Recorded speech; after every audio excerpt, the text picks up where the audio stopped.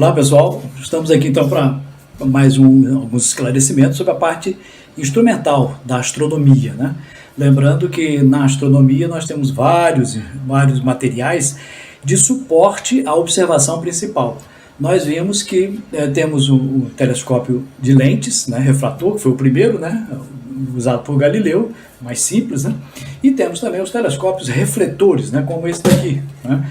O telescópio refletor, ele é formado por um espelho, né, lá dentro, você pode ver aqui dentro, tem um espelho ali dentro, que reflete a luz, né? Esse espelho pode ser um espelho esférico, né? Ele é esférico quando a curvatura dele é parte de uma esfera, e ele pode ser também parabólico, né? Parte de uma parábola, o formato dele, mas ele concentra a luz num ponto. Nesse ponto aqui, você não observa diretamente nesse telescópio. Tem um pequeno espelhozinho plano aqui, inclinado, que joga a luz para essa parte de cima. Então, quando a luz entra aqui, né, digamos que eu aponto para a estrela, aqui nessa posição, a luz entra por aqui, bate lá no fundo, reflete para o centro e joga a luz para cá. Nessa parte é que nós vamos colocar, né, uma ocular. Aqui colocamos uma ocular aqui para observar. Então, o telescópio refletor, você aponta para a estrela e olha por aqui. Você vai olhar por essa ponta aqui, que é a ocular. Nós já vimos que para calcular o aumento é só dividir a distância focal. Esse aqui tem a distância focal de 500 milímetros. Tá? Ou seja, se eu fosse medir o ponto em que a luz que bate aqui no espelho principal, na objetiva, concentra, daria 50 centímetros, 500 milímetros. E aqui é a ocular. Essa ocular... uma das coisas importantes para o astrônomo é ter várias oculares, né? Então, às vezes, você precisa de um conjunto de várias oculares, cada uma com um aumento diferente, porque você vai observar a Lua, você vai precisar de um aumento. Se quiser observar os planetas, vai precisar de um aumento diferente. E temos também alguns outros acessórios, como, por exemplo, isso aqui é um laser que serve, deixa eu ver se dá para ligar ele aqui, esse laser aqui, ó, dá para ver. O laser serve para alinhar o telescópio, né? Você coloca o laser no lugar de observar. Aqui é uma das aplicações, né? Coloca aqui e acende o laser, né? A luz bate no espelho e reflete sobre ele mesmo, né? Então, quando a luz reflete sobre ele mesmo, aqui, você vê se ele está alinhado. Então, esse é um alinhamento a laser. Outra importante também material que você usa em apoio à observação, né, é isso aqui, ó. Isso aqui é a mira. Então, quando você vai apontar o telescópio, você precisa de uma mira, né? Essa mira, deixa eu ver se eu viro lá para cá, para ver melhor. Essa aqui é uma mira laser, né? Como é que funciona a mira laser? Você liga, ok? Sai um raio laser aqui, mas o raio laser não vai para fora, não. Ele bate numa lentezinha aqui e você vê aquele pontinho. Aí quando você olhar por aqui, né, você olhar por aqui assim, você apontar, né, você vai olhar por essa parte aqui, você vai ver um pontinho laser, e onde tiver aquele pontinho laser você ajusta para o que você está observando. Então é uma mira a laser, né? É uma das coisas que melhorou a astronomia, né, bastante nos últimos tempos, né? Outras formas de observar também, né? Digamos que você não quer observar com os olhos, então você coloca, em vez da ocular, coloca uma câmera. Tá? Essa câmera é uma câmera digital, própria para astronomia, né? Semelhante a um webcam, né? Então, ao invés de colocar os seus olhos, você coloca a webcam, fecha aqui, e liga nela, né, um cabo, esse aqui, ó. Pronto, liguei esse cabo na câmera astronômica e aqui eu tenho uma ponta em USB. Aí você vai e liga no computador. Coloca o software e aparece lá a imagem que você estaria vendo aqui. Então, isso tem vantagens e desvantagens, né? A desvantagem é que às vezes você... eu quero ver com meus próprios olhos, né? Para o astrônomo amador é muito bonito ver. Mas para o pesquisador, né, a gente precisa de uma coisa mais assim, mais limpa, né? Então, o que acontece? Aqui a câmera vai filtrar vários tipos, né, de radiação e você vai tratar no programa do computador, ver a melhor imagem, né, Você pode filtrar, pode tratar a imagem, pode filmar ou pode fotografar. Então essas lentes aqui, essas câmerazinhas, são câmeras apropriadas para a astronomia. Ela capta a imagem e você consegue tratar essas imagens como se fosse um arquivo de computador. E para tratar a imagem, a gente às vezes também utiliza filtros, né? Então você pode, por exemplo, observar determinados astros, né, com um filtro amarelo, como esse aqui. Esse a gente usa geralmente no Sol, né? Claro que tem um filtro anterior, né? Eu não posso colocar um filtro, o filtro serve para impedir determinada passagem de radiação e deixa outros passar. Esse aqui deixa passar o amarelo. Então é bom para a gente ver o Sol amarelo, porque na realidade, lembre-se que o Sol é branco. Tá? Muita gente pensa que o Sol é amarelo porque muitas fotografias são tiradas em amarelo para dar um contraste melhor, principalmente para as manchas solares, né? Então, mas não se deve observar o Sol diretamente, nem com um filtrozinho desse aqui. A gente precisa de um filtro mais potente. Que filtro é esse? É um filtro apropriado para observação solar, como esse daqui, ó. Esse aqui é um filtro Baader, né, que é da Alemanha. Esse filtro aqui parece uma folha de alumínio, ele é bem fininha, né? A gente tem que tomar o maior cuidado, não pode bater o dedo aqui, senão fura, né? Estraga, tem que comprar outro. Então, o que que faz? Você coloca esse filtro na frente do telescópio, né? Tá, esse aqui é adaptado ao outro, né? Mas digamos, esse aqui é para o outro telescópio, mas existe um para esse aqui. Você encaixa, né? Alguns telescópios já vêm com uma tampinha, né? Por exemplo, esse aqui vem com a tampinha. Tampou, não entra nada, né? Mas ele tem uma subtampa no meio, ó, que você tira e fica essa partezinha pequena. Aí você coloca ali um filtro menor.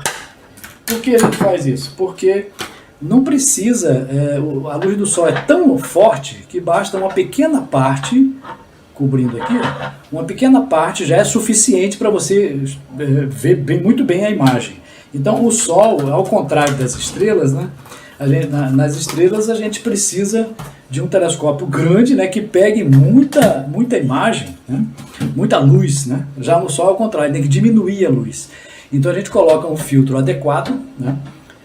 Um filtro aqui, esse aqui é feito à base de alumínio, bem fininho, tem vários tipos, né? Tem de metal, tem de metal, não, de vidro, né, também.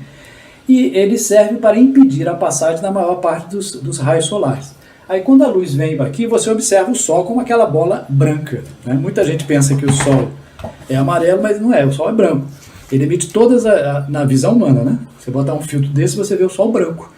Aí para ver melhor contraste, você bota um filtro amarelo em que aparece a imagem de uma qualidade melhor. Tá? E existe também, para observar o Sol, existe um outro tipo de telescópio. Né? Você pode usar, por exemplo, esse telescópio aqui. Ó. Deixa eu tirar esse daqui. Esse telescópio é um telescópio refletor. Né? Mas existe um telescópio, né? Esse aqui, todos aqui são pequenos, né? Deixa eu tirar aqui, deixa eu apoiar ele aqui. O telescópio que nós estamos falando é um telescópio que pega uma outra imagem, ele já é próprio para observação solar. Então esse telescópio é um telescópio que nós chamamos de telescópio de hidrogênio alfa. Né? Então, assim, esse telescópio serve para, menorzinho, né? Ele tem um filtro próprio aqui, não precisa colocar aquela camada de filtro na frente. Né? Ele já tem um filtro aqui, tem um filtro aqui, tem outro filtro aqui. Já tem 3. E esses filtros, eles não pegam a luz que nós enxergamos, eles pegam a luz que nós não enxergamos, que é uma luz emitida pelo átomo de hidrogênio. Né? A gente sabe que o Sol é formado, na maior parte, né, de hidrogênio, né? 90 e tantos por cento de hidrogênio e um pouquinho de hélio. Né? Com o tempo, ele vai transformando o hidrogênio em hélio, o hélio vira elementos mais pesados, como carbono, oxigênio, e todos esses elementos que vão dar origem aos planetas. Né? O Sol é uma usina de conversão de hidrogênio em elementos pesados, né? Que são os elementos que formam o planeta. Os planetas são muito mais velhos, eles são vestígios do Sol, da transformação que ocorre no Sol. Então, esse hidrogênio que está lá, muitos deles são ionizados. Né? Quando o hidrogênio é ionizado, o elétron que está ao redor do núcleo, né, ele salta e emite uma radiação específica para aquilo. Então, esse telescópio ele capta né, o telescópio de hidrogênio alfa, ele capta essa luz, e aqui, você colocando uma ocular, né, você colocando a ocular aqui, você vai ver uma imagem totalmente que ninguém vê, porque o olho humano não consegue captar essa frequência. Ele transforma essa frequência numa frequência meio assim, laranja, avermelhado, né? Ele é próximo do infravermelho, essa frequência, quase invisível ao olho humano, né? A gente olhando assim, o Sol emite todas as radiações. Ele filtra e só deixa passar essa do hidrogênio alfa, que é do salto da posição 2 para a posição 3 da série de Balmer, né? Da série de saltos que o elétron dá em torno do hidrogênio. Bom, então o que você observa aqui, você vê uma imagem diferente. Você pode ver as explosões solares, enquanto que com aquele outro filtro que eu mostrei, você só vê o Sol, uma camada. Isso aqui você vê uma outra camada do Sol, em que é possível ver as explosões e o movimento do gás, né, a uma temperatura altíssima. É um telescópio apropriado. Bom, se você quiser observar o Sol sem telescópio, né, você pode comprar também um filtro adequado. Esse filtro aqui, deixa eu ver aqui, é um filtro, é um óculos para visão, né, normal. Então, um óculos de papel com um filtro apropriado para o Sol. Você coloca e, ao olhar para o Sol, você vai ver já com um filtro, que você vai ver ele assim, meio amarelo, alaranjado, né? E é possível ver até a olho nu algumas manchas solares, né? Desde a antiguidade já se sabia que o Sol tem umas manchinhas bem pequenas. Quando uma nuvem passa na frente, você chega a ver uma parte do Sol. Então ele filtra, né, para você não olhar diretamente. Mas nunca coloque um óculos desse num telescópio, viu? O filtro tem que entrar na objetiva. Existem filtros de ocular para o Sol que não devem ser usados. Por quê? Porque a objetiva, eu falei que concentra a luz, né? Concentra tanto que se você botar um papel aqui, queima. Então, se você colocar o seu olho ali, vai queimar a sua vista, você vai ficar cego, né? Então, se você colocar um filtro ali, na hora ele pode até filtrar, né? Eu cheguei a observar isso uma vez, um perigo danado, nunca mais eu fiz isso, né? Mas esse filtro, ele aguenta, só que ninguém sabe por quanto tempo. O calor é tão grande nesse filtro, né, que é parecido com esse daqui, ó, né? Aqui eu tenho um de outra cor, né? Deixa eu tirar outro aqui. Você tem um filtrozinho como esse, né, só que mais denso, né? Mas ele é feito de vidro, então o calor é tão grande que ele pode rachar. Se ele rachar, deixar passar a radiação, pode queimar a sua vista. Então não se recomenda usar esse filtro de ocular, usa somente o de objetivo. E outros filtros que se usa na astronomia, né, são para selecionar as frequências que se quer observar. Então tem vários tipos de filtro. Nós temos aqui, por exemplo, esse filtro aqui é o filtro de Lua, né? Então, aqui está um filtro para você observar a Lua com mais detalhes, com melhor qualidade. Como é que você faz isso? Você pega a ocular e aqui já vem uma roscazinha, ó. Colocou aqui a rosca e quando você olhar, ele vai filtrar algumas frequências que são exageradas na Lua. Então você vai observar melhor para a Lua. Tem filtros aqui adequados para Júpiter, para Saturno. Tem o filtro CLS, esse aqui, o filtro CLS. Esse filtro aqui é para evitar a poluição luminosa, né, da cidade, para diminuir um pouco o impacto. Tem o filtro polarizador. O filtro polarizador, ele serve para controlar a intensidade de luz. Se você observar bem, deixa eu ver se dá para aqui de perto, quando eu giro ele, ele vai escurecendo, ó. Opa, ficou. Ó.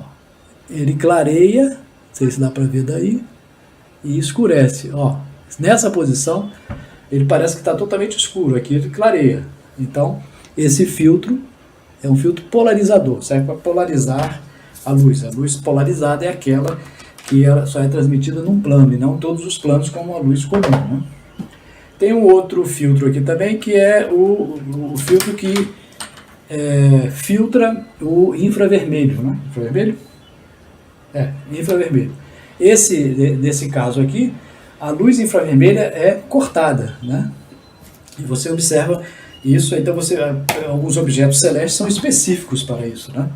Aqui, esse aqui filtra ultravioleta e infravermelho. Então, Quando você vai observar uma nebulosa, alguma coisa, ou então um conjunto de estrelas, um aglomerado, aí você testa qual seria melhor filtro para aquele caso, né? Então, aí é um estudo de astronomia já quase profissional. O UHC, né, que é o filtro de alto contraste, né? Então, se você quiser uma imagem com contraste melhor, né, você vai colocar, não sei se dá para ver daí, que muda um pouco a imagem quando ela passa. Então, isso aí dá um efeito às vezes melhor, né? Então, quando a gente observa o céu, a gente não vê tudo do mesmo jeito, não é tudo igualzinho, não, né? Porque uma nebulosa emite um tipo de radiação, né? Mais ali perto do infravermelho, você vê uma estrela muito brilhante, aquele ponto bem forte de luz, né? Como Sirius, como uma estrela super brilhante.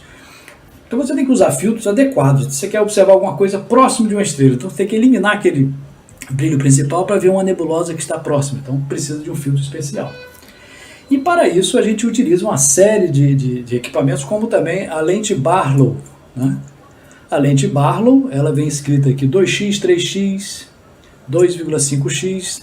Isso significa, é uma lente negativa, né? Uma lente que diminui, né, a imagem, e serve para duplicar o aumento do telescópio. No caso desse aqui é 2x. Então, se eu colocar essa ocular, digamos que eu tenho um aumento aí de 50 vezes com essa ocular, aquele telescópio. Aí o que eu faço? Antes de colocar ela lá, eu coloco ela na Barlow. Eu coloquei, encaixou, apertou. Então, quando eu colocar lá agora, em vez de 50 vezes, vai aumentar 100 vezes. Então, colocando lá, eu vou lá aqui. Professor, já sei o que eu vou fazer. Eu vou pegar duas Barlow.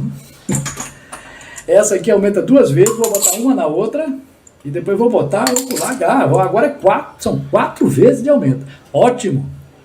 Então eu não preciso nem comprar um outro telescópio, eu vou aumentar bastante. Só que tem um problema, a abertura do telescópio é o mesmo. Nós vimos que a quantidade de luz vai diminuir quando você aumenta a distância focal. Então não resolve o problema, tá? Pode resolver para alguns casos, mas isso tem limite, né? Todo telescópio vai ter um limite também. Isso porque os primeiros telescópios, eles eram assim, ó, lunetas. As lunetas, elas eram usadas para se observar o céu, aliás, não o céu, mas coisas assim distantes, né, como navios, etc. Mas a luneta foi revolucionada por Galileu. Por quê? Porque Galileu pegou a luneta, né, que é um telescópio refrator pequeno, e colocou em cima de uma base, né, de um tripé. Então, é o que vamos fazer aqui. Se eu colocar aqui essa luneta, aí eu vou ter agora... Opa, vou fechar aqui para não cair. Se eu tiver agora, fechar assim, o que é que eu tenho? Eu tenho uma luneta, né, só que ela está fixa, né? Eu posso apontar, mas depois que eu aponto eu posso travar, então a imagem vai ficar nítida.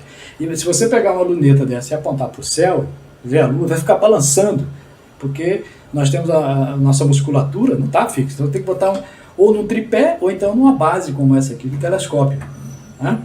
Então eu posso observar com mais nitidez, mais precisão. Foi o que o Galileu fez. Ele pegou uma luneta que tem uma ocular também, aqui, ó, ocular. Então observa aqui. Então ele conseguiu capturar imagens não com aumento não tão grande quanto um telescópio, mas também com boa nitidez. Então esses equipamentos foram muito utilizados e hoje em dia a gente usa também as câmeras fotográficas, né? Então aqui tem um exemplo de câmera fotográfica. Uma câmera dessa fotográfica, você coloca uma lente nela, né? Essas câmeras elas são adaptadas. Então a lente entra aqui, vou botar. E você pode colocar essa lente também na base do telescópio e apontar para o céu. A vantagem dessas câmeras é que elas têm uma qualidade muito boa e você pode deixar o motorzinho dele acompanhando, né? Aí você consegue capturar imagens que a olho nu você não conseguiria ver com algumas nebulosas, né? Como a nebulosa Cabeça do Cavalo, nebulosa de Órion, que a gente vê bem fraquinha num instrumento como esse, ele é capaz de captar muito mais imagens do que o normal. então seria possível fazer observações muito boas. Existe também uma forma de calibrar o telescópio com essa grade, chamada grade de Bahtinov, né? Ela tem riscos onde entra a luz e a gente coloca na frente do telescópio, né? Isso aqui é muito pequenininho para ela, isso aqui é para o outro grande, né? Mas a gente coloca na frente e vocês já viram que muitas vezes as pessoas desenham a estrela, né, com pontas, né? A estrela não tem pontas quando você observar no telescópio. Mas quando você coloca o Bahtinov, vai aparecer umas pontazinhas. Então essas pontas assim que são devidas a esse alinhamento dessas aberturas. E você vai e calibra, né, para que o telescópio fique bem centralizado com risco, né? Aí a imagem vai ficar muito mais nítida. É uma forma de você regular o telescópio. Bom, então nós vimos aqui vários tipos de acessórios para os telescópios, as lunetas, etc., que são usados na astronomia de hoje em dia. E hoje nós já temos uma grande quantidade de astrônomos amadores que fazem trabalhos excelentes, né? Tanto de fotografia como registro de fenômenos que às vezes o astrônomo lá do observatório não tem tempo. Por exemplo, a Lua, ela tem o seu movimento e ela passa muitas vezes na frente de uma estrela, né? Então essa cobertura da Lua nas estrelas e nos planetas também, elas são constantes e precisam ser registradas para a gente ver o efeito disso, né? Muitos trabalhos científicos são feitos sobre ocultação de estrelas. A observação de estrelas binárias também é uma coisa muito lenta, que você observa a variação de brilho das estrelas, você tem que fotografar, registrar, e com o tempo, depois de vários anos, você consegue ver que aquelas estrelas binárias têm determinadas propriedades que podem ser úteis a uma pesquisa. E os astrônomos amadores podem fazer isso, né? Então você pode ter um trabalho científico divulgado, sem contar o fato de que você pode usar esse instrumento, que é o mais simples de todos, que é o binóculo, né? E descobrir objetos que aparecem momentaneamente, né? Como cometas, por exemplo. Se você observar o céu toda noite olhando aqui lá e ver um objeto, né, que antes não estava lá, você pode ligar para o Observatório Nacional, né? Tem um site lá, tem todas as informações, pode mandar um e-mail, né? on.br, o Observatório Nacional, né, que fica no Rio de Janeiro, né? Eu inclusive estudei lá também, estive lá, fiz um mini curso lá e fiz um curso também, né, em Petrópolis. Lá o pessoal existe um grupo especializado em cometas. E eles registram a sua observação, você vai ter que dizer em qual lugar, perto de qual estrela está, em qual constelação, qual tamanho, qual brilho aproximado, eles registram tudinho, e se for um cometa mesmo, for descoberto depois, ele leva o seu nome, né? A maioria dos cometas que são descobertos por astrônomos amadores, ou com binóculo, ou com pequenos telescópios. Então, a contribuição do astrônomo amador, aquele de casa, em casa, que você está observando, ou numa fazenda, ou num sítio que você tem, é importantíssima e foi importante também no passado para a astronomia, tá? Então nós vimos aqui alguns instrumentos que servem de apoio à astronomia, ok?